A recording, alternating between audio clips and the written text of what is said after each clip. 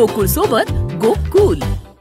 कुंभोज तालुका हातकणंगले येथे चालू असलेला महाराष्ट्र शासनाच्या सौर ऊर्जा प्रकल्पाला कुंभोज ग्रामस्थातून विरोध वाढत असून आज सौर ऊर्जा प्रकल्पाच्या ठिकाणी चालू असलेले काम कुंभोज ग्रामस्थांनी बंद पाडलं।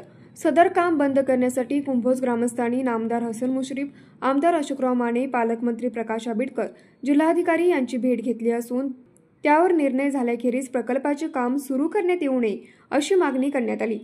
परिणामी या प्रकल्पाला कुंभोज ग्रामस्थांचा विरोध असून शासनाने कुंभोजमध्ये एक सौर ऊर्जा प्रकल्प असताना अन्य शासकीय जागेवर दुसरा प्रकल्प मंजूर का केला?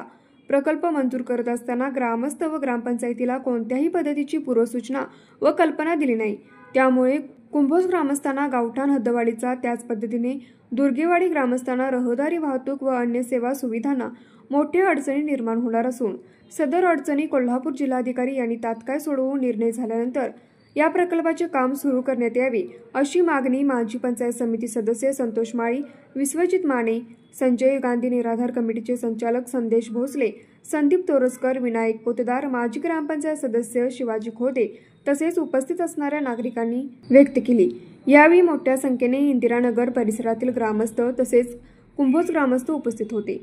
या प्रकल्पाला विरोध करण्यासाठी कुंभोज बंदची हाक देण्यात आली असून कुंभोज परिसरातील नागरिकांनी यामध्ये सहभाग घ्यावा असे आवाहन विश्वजित माने यांनी केले आहे। न्यूज मराठी 24 साठी विनोद शिंगे, कुंभोज।